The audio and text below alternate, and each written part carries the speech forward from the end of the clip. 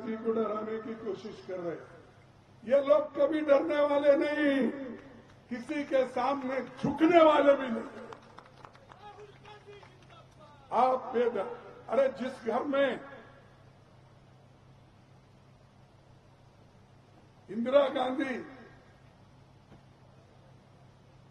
देश के एकता के लिए अपनी जान कुर्बान की या नहीं की?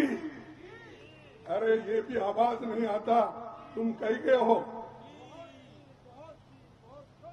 राजीव गांधी जी के शरीर के टुकड़े टुकड़े हो गए देश के, जब उनके टुकड़ों को, शरीर के टुकड़ों को जमाने में उनको जमा कर दिल्ली लाए, उसको कोई पहचानते नहीं थे। उनकी सूरत कहाँ है, उनके पैर कहाँ है, उनके हाथ कहाँ है, कोई नहीं पहचानता।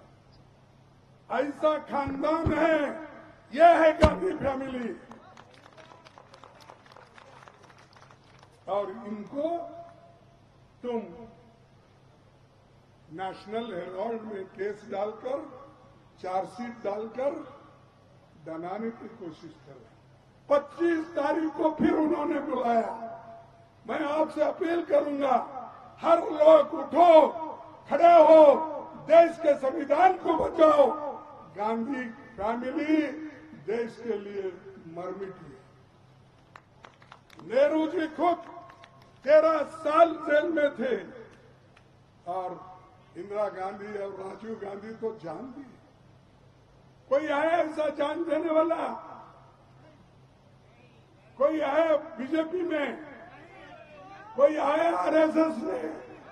अरे तुम्हारे घर में एक कुत्ता भी नहीं मरा और तुम देश के स्वाभिमान की बात करते हो। अरे हमने दिया है, खून बहाया है, लाखों कांग्रेस के लोग जेल में गए हैं और इस देश को आजादी दिलाए हैं। जिस महापुरुष महात्मा गांधी ने इस देश को आजादी दिलाई, उसी को गोडसे ने अपना पिस्तौल चला के उनकी जान ले ली। कौन लिए जान? यही लोग लिए, यही लोग लिए। अगर आजादी मिलती थी आपको, अगर गांधी जी नहीं होते, अगर नेहरू जी नहीं होते, ये लोग अगर कोशिश नहीं करते, अपनी जान नहीं देते, आप कहां? आरएसएस का तो कोई मालूम ही नहीं। ये तो ब्रिटिश के एजेंट थे,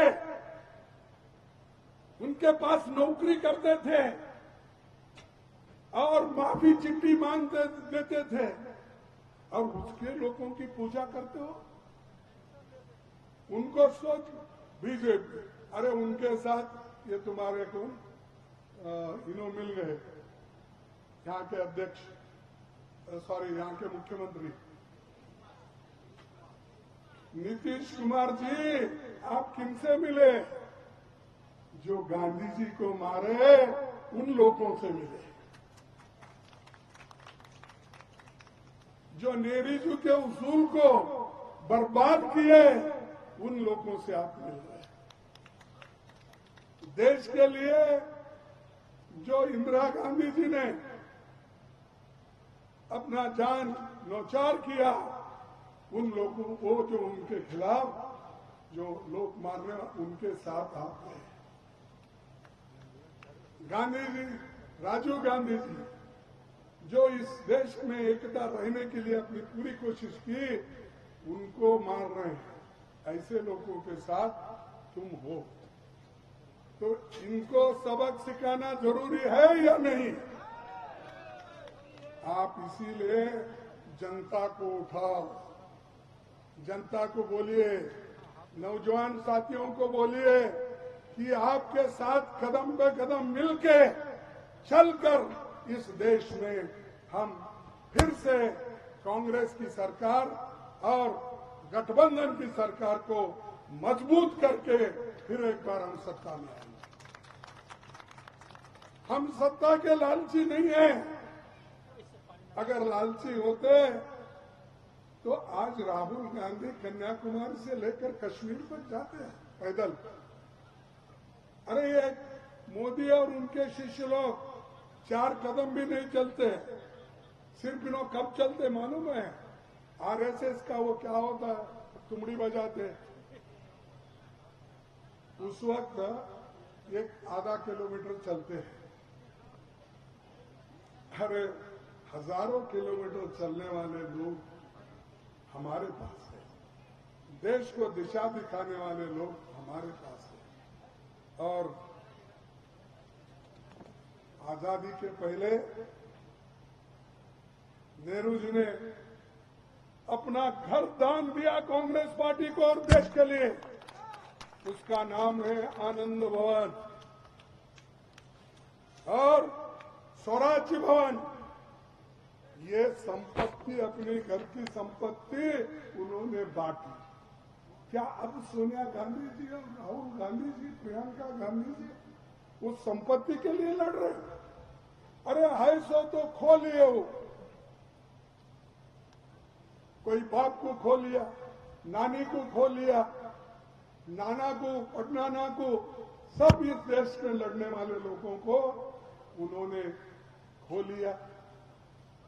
और उनके खिलाफ आज आरएसएस और बीजेपी बहुत बातें करती है। इसीलिए आपको सतर्क रहना होगा, आप मिलकर काम करने वाले। इसीलिए भाइयों, मैं और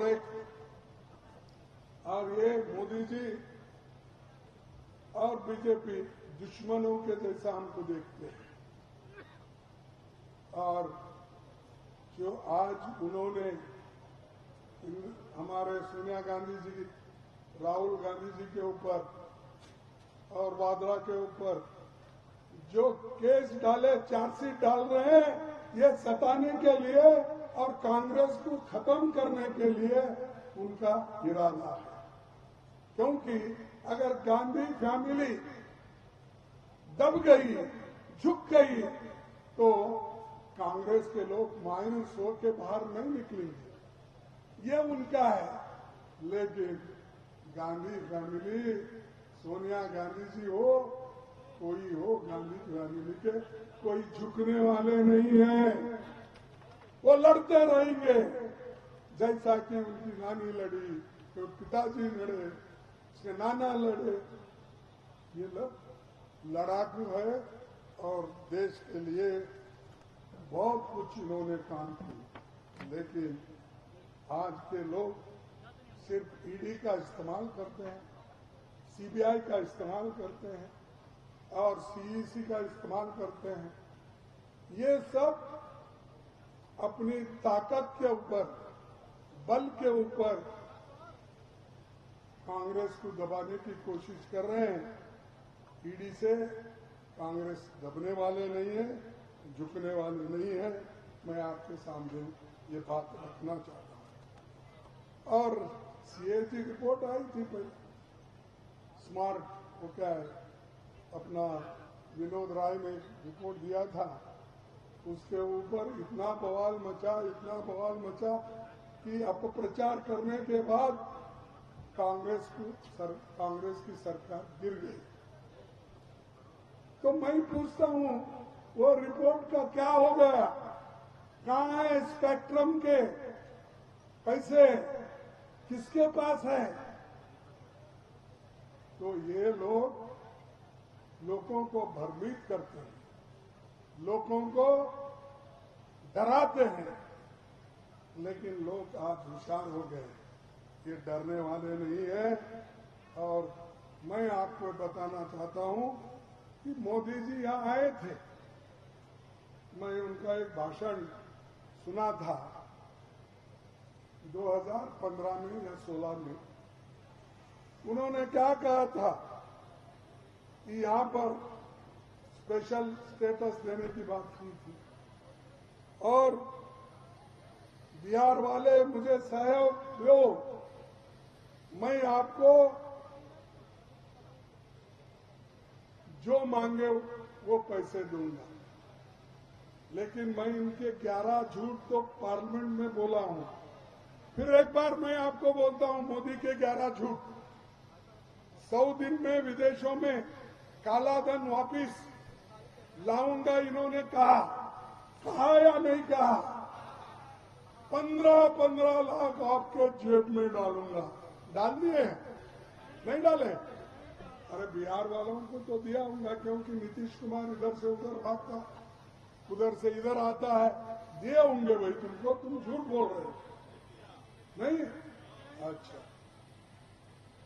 हर एक के खाते में 15 लाख 100 दिन में लाने वाला था, नहीं लाया।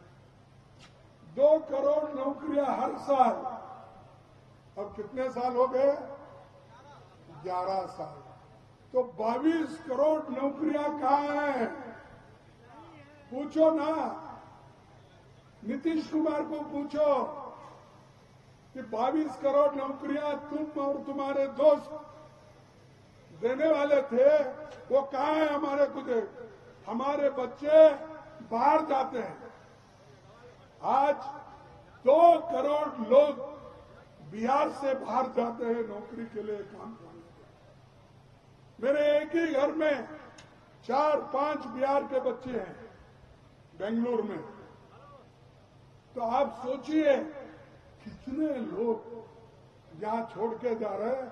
क्या नीतीश कुमार तुम और तुम्हारे दोस्त मिलकर 22 करोड़ यहां देंगे नौकरियां देश में?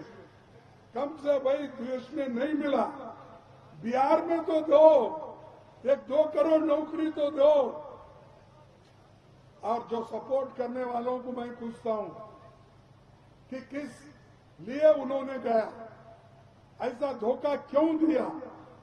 और ऐसा धोखा देने वाले लोगों के साथ अगर ये रहेंगे, पूरा देश भी बर्बाद कर देगा। और बोले मैं पेट्रोल डीजल सस्ता करूंगा, एलपीजी सस्ता करूंगा, ये बोले। लेकिन उल्टा दाम बढ़ा है, परसों ही बढ़ा, गैस का, पेट्रोल का, सबका दाम बढ़ा। ये है मोदी का चौथा झूठ। 2022 तक गंगा साफ करूंगा।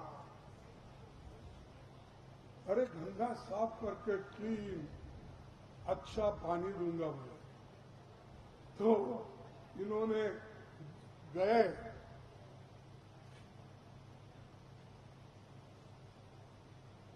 गंगा में, पानी साफ नहीं, इसलिए इन्होंने डुबकी नहीं मारी वहां। ऐसा ऐसा ऐसा करके फिर उतरे चले। अरे तुम खुद डुबकी नहीं मारते हो उस पानी में, और 2022 में गंगा साफ करूंगा।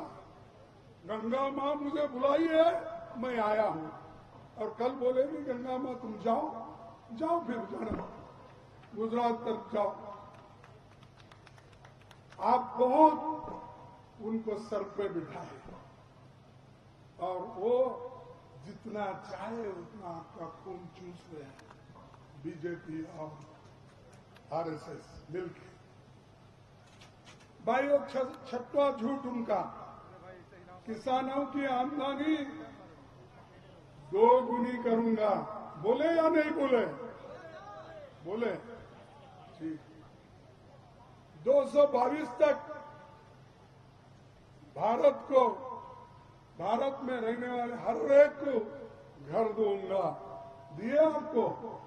कोई हमारे मित्र यहां बोल रहे थे कि पहले इंदिरा आवास में बहुत से लोगों को घर मिले। अब मोदी जी के जमाने में ये 2022 में ही देना था। दिए उनको, दिए लोगों को घर नहीं। और खैर ये तो हमको लागू नहीं होता। बिहार में तो इतने ट्रेन का दिक्कत है, लोग गड़बड़ी से आते हैं, उनको मिलता नहीं। छठ में और दीपावली में और होली में लोग इधर आने के लिए तरसते हैं बाहर से, उनको ट्रेन भी सरकार नहीं छोड़ती और हर चीज महंगी कर दी है। मैं हवाई चप्पल वालों को फ्लाइट में बिठा के भेजूंगा भाई पहले तो 5,000 का दिया, अब 25,000 रुपए दिए तो भी टिकट नहीं मिलता। कहाँ गरीब हवाई चप्पल वाले का बैठेगा साहब? फिर भी अदानी अंबानी ही बैठेंगे, हमारे लोग कोई बैठेंगे नहीं। और उनका नौवां झूठ एमएसपी गारंटी का, वो भी महंगाई खत्म कर दूंगा और मेक इन इंडिया मैं कारखाने खोलूंगा। लेकिन यहां से जितने कारखाने यहां पर है वो कारखाने बंद हो गए। बिहार में 40% शक्कर का उत्पादन पहले यहां होता था, अब कितना होता है? 4%। मालूम है आपको? 40% उत्पादन बिहार से होता था, अब यहां 4% हो रहा है। ये मोदी इसलिए अच्छे दिन आएंगे, आ गए अच्छे दिन। करो पूजा उसकी, करो उसकी वाहवाह। अरे जो आदमी खुद झूठ बोलता है, लोगों को झूठ का सब्जेक्ट पढ़ाता है, तो इसीलिए इस झूठों के सरदार को आप नजदीक आने मत दो। गठबंधन को वोट देकर मजबूत करो तो तुम्हारे साथ देंगे। और उसका एक 12वां झूठ, ये तो मैं आपको अच्छी तरह से समझाऊंगा। उन्होंने क्या कहा था? ठोक ठोक कर बोला था मैं पैकेज दूंगा 2015 में, पैकेज दूंगा और इसका आपको कोई अब तक नहीं दिया, मैं दूंगा। तो उन्होंने क्या कहा था? मैं आपको कहाँ गए, डालो उसको, मैं आपको वीडियो से दिखाता हूं, क्योंकि आप बोलेंगे खरगे साहब कुछ झूठ बोल रहे हैं। मोदी जी खुद बोल रहे हैं। क्या बोल रहे हैं?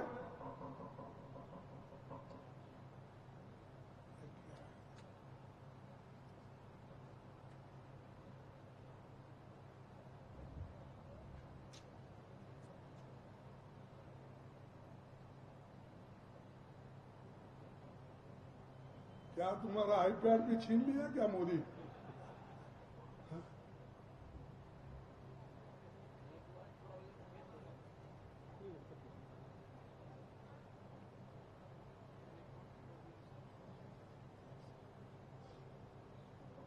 बिहार के पैकेज की घोषणा यहीं से करना चाहता हूं। करो करो 50,000 करो कि ज्यादा करो, 60,000 करो कि ज्यादा करो, 70,000 करो कि ज्यादा करो, 75,000 करो कि ज्यादा करो, 80,000 करो कि ज्यादा करो, 90,000 करो कि ज्यादा करो। मेरे भाइयों बहनों, मैं आज वादा करता हूं, दिल्ली सरकार कान बराबर ठीक रख के सुन लीजिए। कान खोल के आप भी सुनिए। 1.25 लाख करोड़ रुपए का पैकेज देगी। 1.25 लाख करोड़ रुपया मैं आज बिहार के पैकेज की घोषणा यहीं से करना चाहता हूं। करो करो 50,000 करो कि ज्यादा करो। इसने कहा लोगों को, हजारों लोग बैठे थे उनके सामने। 18 अगस्त 2015 को इन्होंने बोला, उन्हीं के शब्दों में मैं आपको सुनाया। अब तो आपकी खातरी हो गई मोदी जी क्या बोले। मिला होगा आपको 1,25,000 करोड़ बिहार के लिए देने वाले थे।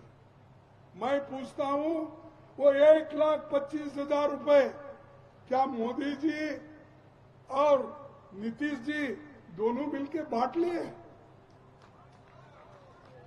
ये मेरे शब्द नहीं, उन्होंने ही बोला, इसीलिए फिर एक बार मैं उनके शब्द में ही बोलूंगा। मोदी ने क्या कहा, मैं यहां अपना वादा पूरा करने आया हूं। मैंने कहा था 50,000 करोड़, आपको कितना चाहिए? 60,000 करोड़, 70,000 करोड़, 80 या 90,000 करोड़? मैं यहां 1,25,000 करोड़ का पैकेज देने के लिए आया हूं। कहां है भी वो पैकेज? कहां है मोदी जी? तो ये मोदी जी का झूठ और एक झूठ, झूठ के ऊपर झूठ ये बोलते रहते हैं, तो और लोगों को बेवकूफ वो नहीं बना सकते। अरे बाद में दो ना भाई, मेरे पास देना हो, बाद में दो। किसी को नहीं पता कि आज तक ये कितने झूठ बोले हैं, इसका पूरा मैं 35 सालों में बेरोजगारी इतनी बड़ी है कि सभी लोग आज त्रस्त हैं, और हम ये चाहेंगे कि इनके बनाए हुए कोई काम नहीं है। जो कुछ बनाया पंडित जवाहरलाल नेहरू जी ने, चाहे वो IIM हो, IIT हो, चाहे एम्स हो, डैम्स हो, पब्लिक सेक्टर हो, ये सब जवाहरलाल नेहरू जी ने बनाया, कांग्रेस ने बनाया। आप क्या बनाए? आप तो झूठों की फैक्ट्री तैयार करें, झूठों की फैक्ट्री तैयार करके लोगों को गुमराह कर रहे हो। ये नहीं चलेगा। आप एक आदमी को, लोगों को एक बार झूठ बोल के उनको फंसा सकते हैं। चंद लोगों को आप बेवकूफ चंद दिन के लिए बना सकते हो, सारे लोगों को एक बार बना सकते हो, लेकिन सारे लोगों को सदा के काल कभी भी उनको आप झूठ बोलने का जो आज तुम्हारा चल रहा है, इसमें वो आएंगे नहीं, इस झांसे में नहीं आएंगे। सबको फूल नहीं कर सकते हैं, सबको बेवकूफ नहीं बना सकते हैं। अब जागृत हुए लोग, इसीलिए मैं आपसे यही निवेदन करूंगा कि ये जो लोग हैं, और मैं बहुत देर आपका समय नहीं लेना चाहता हूं, और यहाँ पर तो इतने हैं कि बिहार तो ह्यूमन इंडेक्स में 36वें नंबर पर है। ये 28 राज्य है और 8 यूनियन टेरिटरीज है। इसमें इसका नंबर कितना है? 36वां नंबर। ये इनका डेवलपमेंट नीतीश डबल इंजन का, और ये डबल इंजन की बात कर करके यहां तक आए। इसके आगे डबल इंजन की बात नहीं होती। एक ही इंजन रहेगा, पावरफुल इंजन रहेगा, वो गठबंधन का इंजन रहेगा। और इसीलिए मोदी जी को मैं ये कहना चाहता हूं, आप बार बार झूठ मत बोलिए। और RSS और उनके लोगों को भी मैं ये कहना चाहता हूं, बाबा साहब अंबेडकर के बारे में झूठ बोलना बंद करो, नहीं तो लोग तुमको सड़कों पे ठहरा के हाथ पकड़ के पूछेंगे क्या गलती थी डॉक्टर बाबा साहब अंबेडकर। अरे बाबा साहब अंबेडकर जब लखनऊ आए थे, उन्होंने खुद ये कहा, बाबा साहब ने कानून मंत्री होते हुए लखनऊ में ये बात कहा, मैं केंद्र सरकार में भागीदार हूं, लेकिन मैंने कांग्रेस के टिकट पर चुनाव नहीं लड़ा। मैं कांग्रेस का सदस्य नहीं हूं। कांग्रेस ने केंद्र सरकार में शामिल होने के लिए मुझे निमंत्रण दिया था। बिना शर्त मैंने ये निमंत्रण स्वीकार किया। ये बाबा साहब का कहना है और बाबा साहब ये खुद कहते हैं मुझे हराने वाले लोग डांगे और सावरकर है और कोई मुझे नहीं हराया, यही लोग हराए। उनका लेटर है, उनकी भाषा ये है। फिर क्यों भाई आप पुकारते फिरते हो अंबेडकर का अपमान हुआ, हम अपमान किए? क्या ये हमारा गलती था कि हमने जो बाबा साहब